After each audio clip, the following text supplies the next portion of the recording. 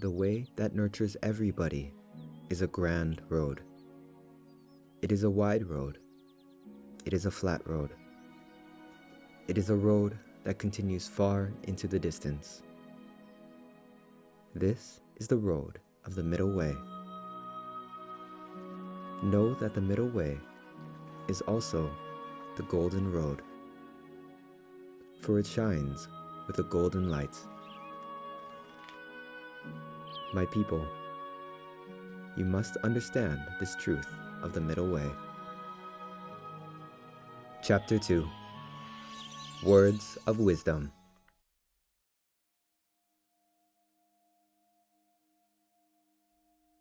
My beloved disciples, listen carefully to my words. I have constantly taught you that you must always have a guide of mind. While your mind continues to waver from left to right, your guide of mind must always point towards Buddha, just as a compass points towards the North Star. Nourishment for the Mind. The guide for the mind is none other than words of wisdom. You must encounter many words of wisdom and make them the nourishment of your life. My people, words of wisdom cannot be found everywhere, but through your life, you will receive these words of wisdom in the exact form and at the exact time that you need them. Today, my words, my countless words of wisdom, are being recorded and read by many people.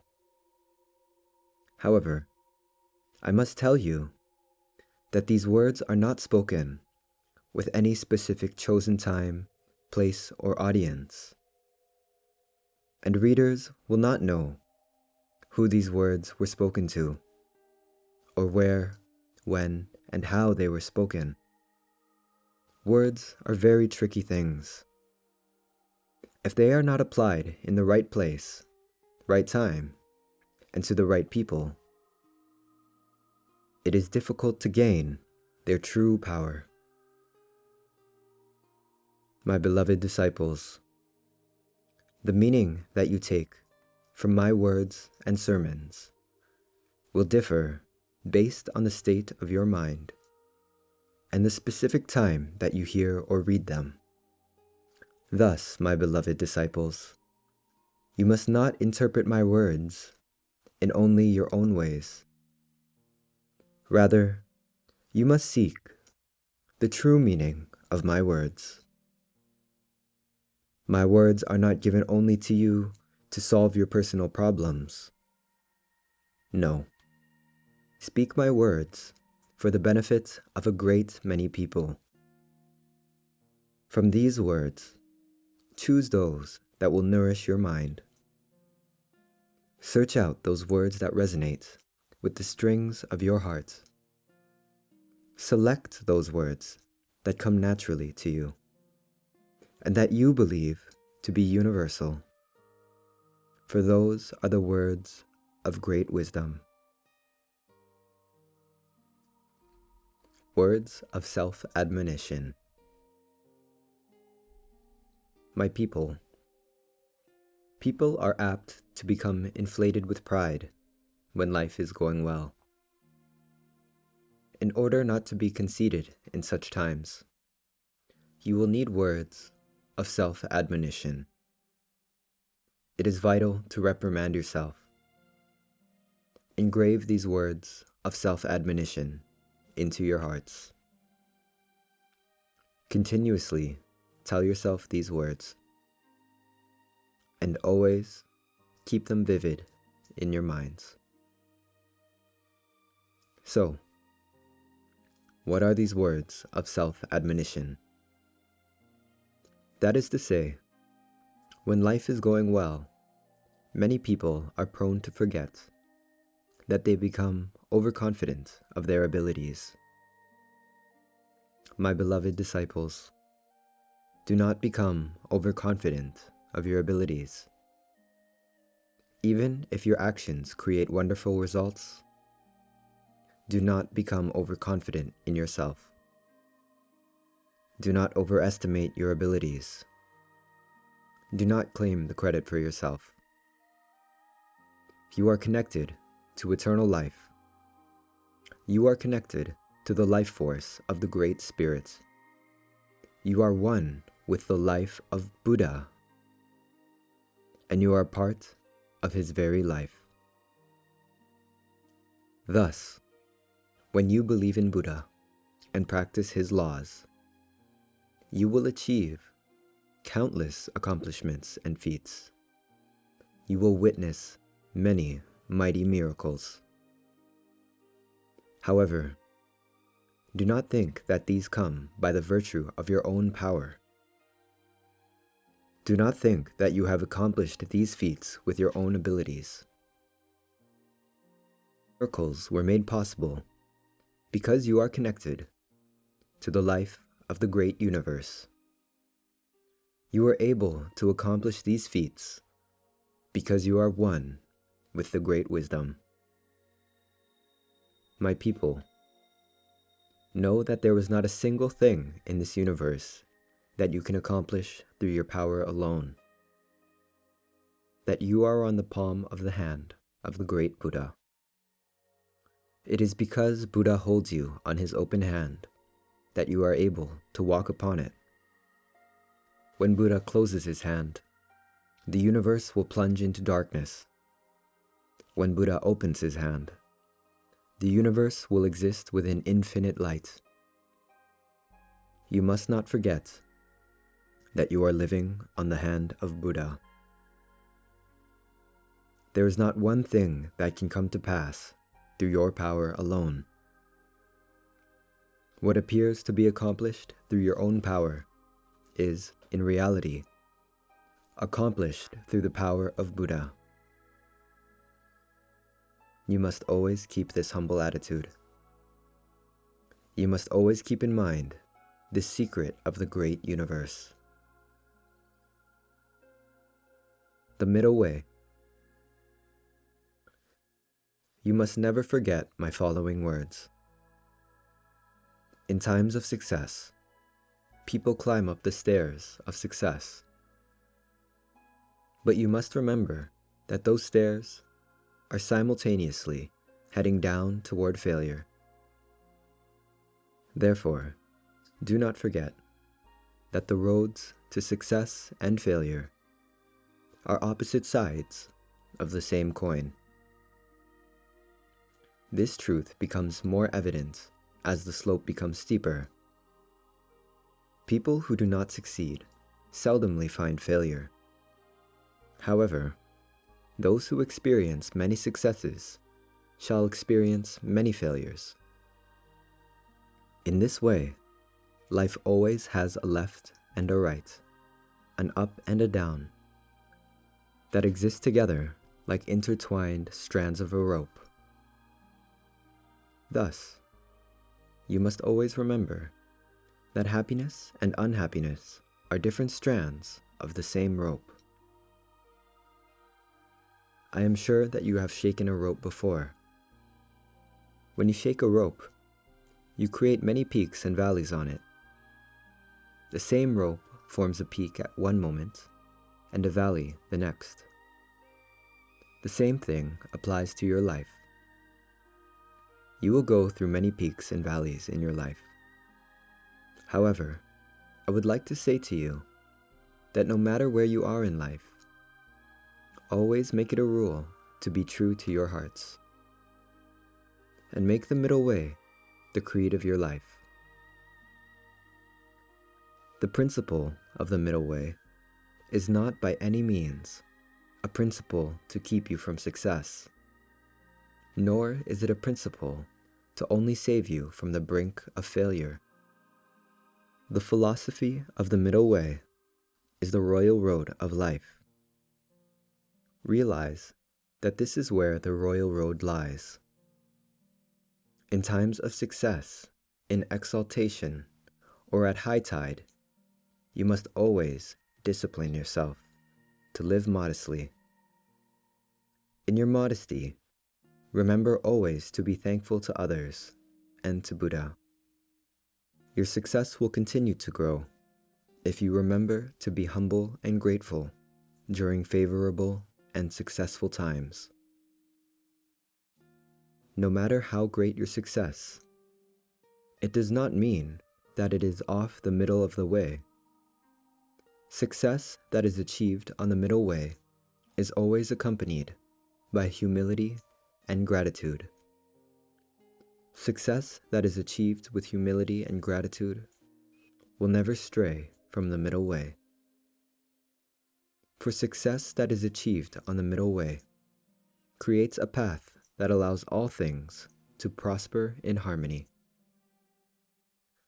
Your success must not result in the failure of others. Your successes must not harm others. Your successes must not make others unhappy. Your path to success must be a way to nurture everybody. The way that nurtures everybody is a grand road. It is a wide road. It is a flat road. It is a road that continues far into the distance. This is the road of the middle way. Know that the middle way is also the golden road, for it shines with a golden light.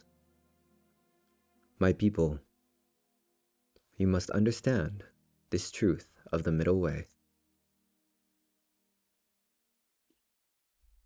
That which makes the soul shine. My people, you must not weep in the midst of misery, for it is in these times of unhappiness that you become qualified to enter the middle way. Many of you lament your lives when you find yourself in the midst of misery. You thoroughly examine your mistakes over and over again. You know deeply in your mind your own pitiful state. In these times of despair, know that you are preparing yourself to enter the golden road. You must rise again from obscurity, for you are the tools of Buddha. You are a part of the great life of Buddha. Because you are such beings, there is no such thing as failure in this world. There is no such thing as a setback in this world. You will never find yourself in the depths of misery. For everything that appears to be a failure, setback, or unhappiness is given to you to refine your soul. It is given to you as a whetstone to polish your soul. You must learn to think in this way. Know that this is fundamental in Buddha's truth. I will not say that there is no pain and suffering in this world. I will not say that there is no pain and suffering in the next world. However, know that the existence of pain and suffering is not goodness itself. They are not allowed to merely exist. Suffering and pain are allowed to exist only to serve as a whetstone for your soul. They must serve to refine your soul and make it shine. They are as sandpaper to file your soul. My people, you must understand pain and suffering in this way. When you are in the midst of predicaments, realize what destiny is trying to teach you. Grasp that lesson that is being taught to you, and make it nourishment for your soul. Make it your personal commandment. Let your failures be lessons to you. Then, return to the road of the middle way. As you walk on this road, you may encounter the same dangers and problems that you did in the past. At those times, Use the knowledge, experience, and wisdom that you have gained from your past experiences. Then, you will not repeat the same mistakes. For those experiences, those lessons you have learned from your experiences will become a part of your wisdom. And this wisdom shall protect you, for it has crowned your head with light. Therefore, do not fear failure. Failure is a vaccine that Buddha has given you to bring you greater success and to protect you from great failure in the future. Failure is an inoculation given to you by Buddha to prevent future failure. It is given to you to train your soul and to fill your life with a much greater light. In this way, when you enter the path of the middle way, you are promised eternal light.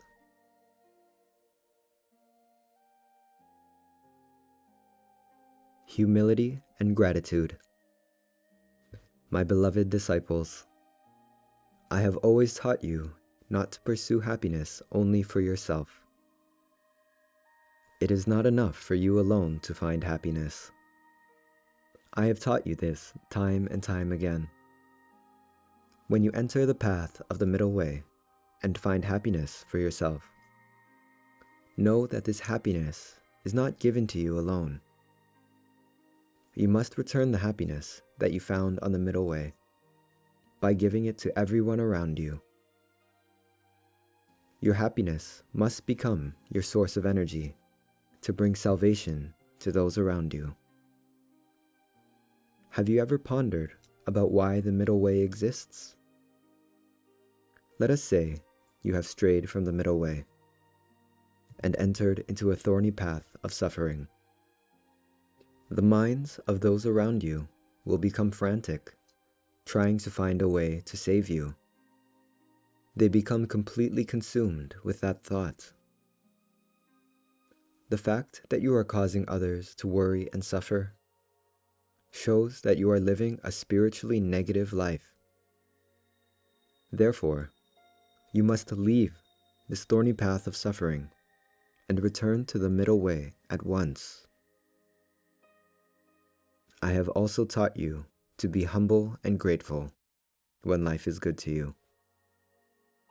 Do you understand what I mean by these words? Do you know what it means to be humble? To be humble is to remind yourself that you are always receiving the assistance of others, as well as the power of Buddha. To be humble is to constantly tell yourself this and prevent yourself from becoming conceited. Do you know what gratitude is? Gratitude is the action that is born of humility. Gratitude is born only when you are humble.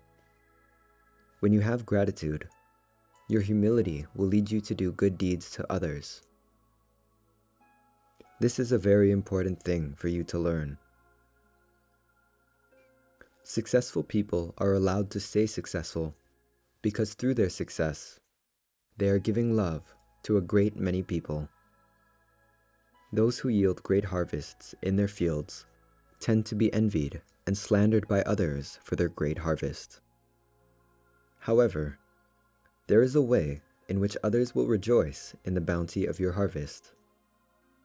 If you give away the fruit, rice, and wheat that you have harvested, all others will be happy for your great harvest. In doing this, you will become an existence of love. In doing this, your very existence shall become goodness itself. You shall become an existence of goodness.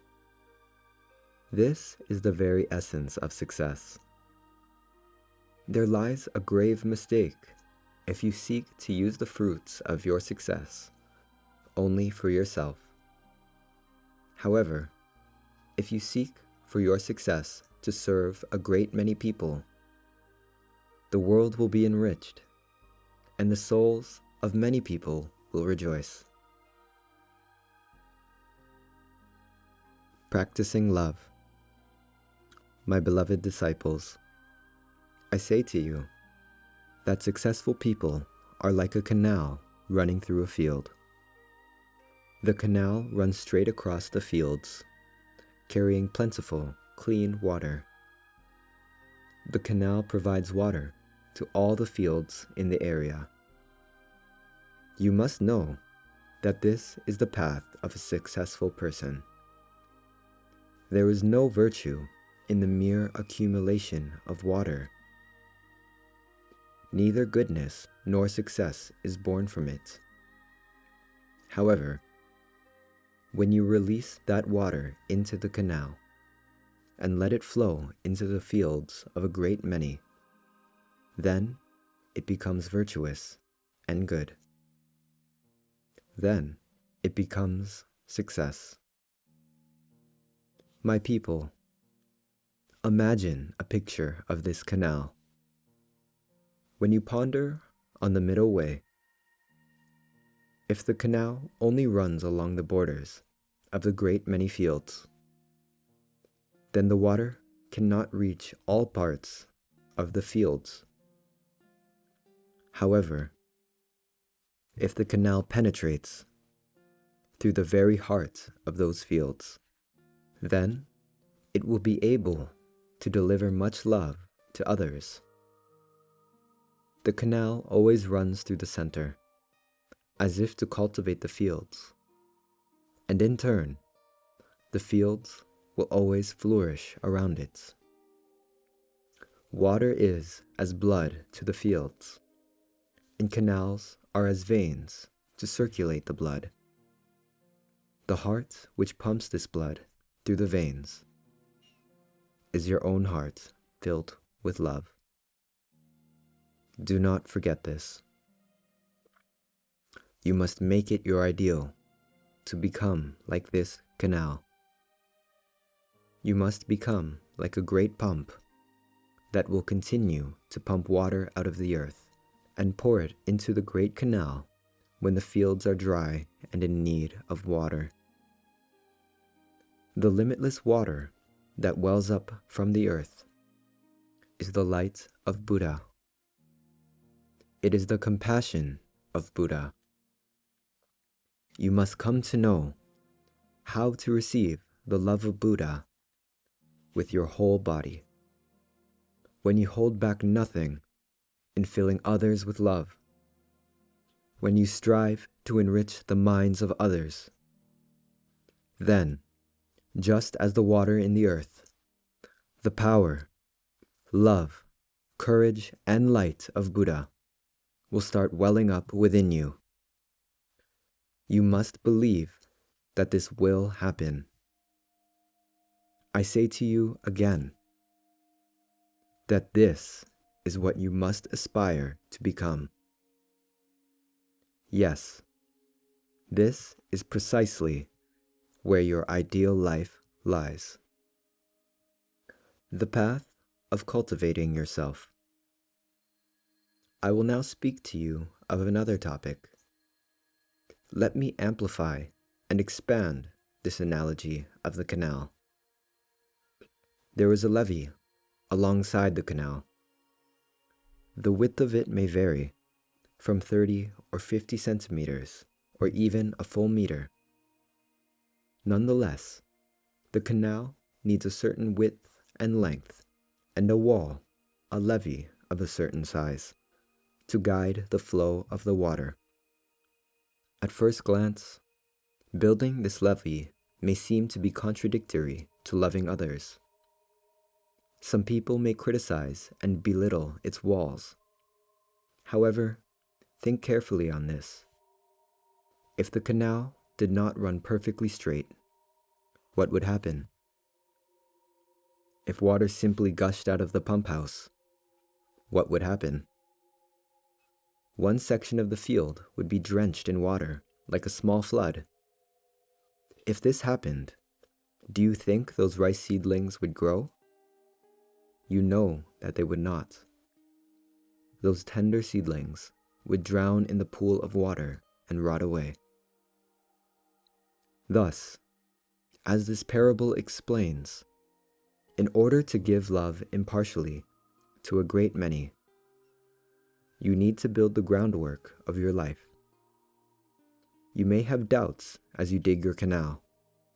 You may be criticized by others as you continue this work. There will surely be those who criticize. If you have enough land to build a canal that is 50 centimeters or 1 meter wide, then you should plant rice and wheat in that area. Then you would have a greater harvest. However, you shall silently continue to dig your canal. People may mock you as they watch you dig, pack the earth, and prepare to run water. There surely will be those who say, "You are a fool. Even if you build that canal, you wouldn't get a single grain of rice or wheat from that land. You are wasting your time. What a waste of effort to be self-complacent." However, you must not doubt or forget your ideals. No matter how grand your plans, someday they will come to completion. Do not become caught up in what is immediately before you. Do not become caught up in trying to obtain immediate profits.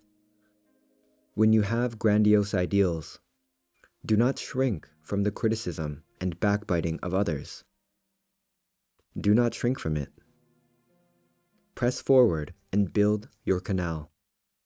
Straight and true, build it. Even if someone says that the land is being wasted, build it. Even if someone says that the land will never yield a single grain of wheat, keep building it. Even if you are told that it is a waste of effort. If the ideal of your life is to become a great source of love, you must never give up building this canal. When you think about it, the path of the middle way that you will walk may not be such an easy path. When your canal is completed, finished, and successful, others will see it and finally understand. But until that time, you may be berated with criticism and doubt. Many who cannot comprehend your ideals shall question why you are building such a thing. My beloved disciples, do you understand the lesson that I am trying to teach you through this parable of the canal? Do you understand the meaning hidden within? My eternal disciples, there is so much that must be learned to attain human perfection. You must cultivate yourself. You must walk the path of learning. Acquiring education is not an easy task. To acquire education, you must make constant, untiring efforts. While you are learning, many will criticize you. They will surely say, "That is a useless thing to study. It will do you no good to study this." However, the path of cultivating yourself is a grand path. Your journey on this path will provide you with sustenance for your soul. Your journey on this path is where your soul will grow and mature. Know that you are now digging a single canal that runs through an expansive plot of land. By building this canal, you can water the arid lands that surround you and transform them into bountiful fields. Cultivating yourself is equivalent to the building of this canal. In order for you to be victorious in life and be able to give guidance to many people, it is essential for you to gain a great deal of knowledge and experience and refine them to the level of culture. I do not think that learning random facts is the same as becoming cultured people. It is true that obtaining knowledge is helpful in cultivating yourself. However, knowledge must have love in order for it to become culture. Knowledge becomes culture only through the catalyst of love. What is important is the purpose of the knowledge that you acquire. If the purpose of the knowledge you acquire is to shine the spotlight on yourself and to show others how great you are, then that knowledge shall never become culture. However, if that knowledge is acquired in order for you to benefit and nurture other people, then that knowledge shall become a part of you. It will enrich your character and bring out your character's true potential. Thus, the path of learning requires you to add the catalyst of love to your knowledge and make it wisdom. When you make that wisdom your own, you will truly be on the path of learning. My people, you must not doubt this teaching. Listen well. From now on, reserve a piece of that expansive plot of land that stretches out far before you for the cultivation of yourself. By this, I mean to reserve a part of the time in your life that lies ahead of you for the purpose of cultivating yourself. Put aside a certain amount of time each day, each month, and each year for you to study. This time shall not be futile, for you shall use this time to build a canal that will become the groundwork to nurture many people. What then is the best thing to learn as you are cultivating yourself? The knowledge that trumps all other knowledge, this true knowledge, is the everlasting Buddha's truth. Keep Buddha's truth in the center of your learning. Make it the core of your studies when cultivating yourself. Then, from the perspective of Buddha's truth, relearn the many disciplines of this world. Re-examine all that you have studied so far. Revisit those experiences that you had in the past. If you find experiences that shine like diamonds, pick it up. If you catch a glimpse of wisdom amidst your past studies, make it your own. If, in your current studies, you find something that resounds with or carries the feeling of Buddha's truth, absorb it with fervor. Study it well. In order to acquire true education, you must keep Buddha's truth at the center of your learning. Then, you must extend your learning through studying the many legacies of humankind, including inventions, discoveries, and innovations. People have made countless discoveries throughout history. They have come up with innumerable innovations, ideas, and opinions. You must filter all knowledge through the sieve of Buddha's truth, and make the knowledge that remains in the sieve into the nourishment of your life. This is what is important in culturing yourself. The path of improvement. My beloved disciples, do you understand the lesson that I am teaching you? My beloved disciples, you must not lament the hardships you experience while walking the road of improvement, the road of constant effort. You must believe that this road is the golden road. Eat nutritious foods and strengthen your body daily. Absorb spiritual nourishment and discipline your souls daily. Every day, you must make your souls even greater, for here lies the true meaning of your life. This is the true significance of your life. My people, from now on, make great effort with untiring perseverance. Engrave many lessons into your hearts. By continuing to do so, you will walk the path of effort. There is also, in the Eightfold Path, the discipline of right effort. Right effort is not understood easily by contemporaries. But I say to you that the path of right effort is a path that will infinitely refine your character. It is a path that leads you eternally to Buddha. You must never give up on walking this path that leads to Buddha. Even if you fall exhausted on the way, you must never think to turn back. Even if you are stuck in a stalemate or cannot move your feet forward anymore, do not look back. Take a short rest where you are.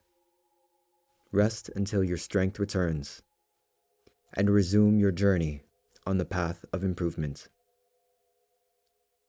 This is a great mission that has been entrusted onto you. Buddha's teachings are powerless if they cannot improve humankind. In order for the teachings of Buddha to exert their true powers, those who learn those teachings must gain courage, be filled with wisdom, and walk the path of improvement filled with hope. You must walk this path of improvement, this path of enlightenment. Know that this is the path that you must ultimately aspire to walk.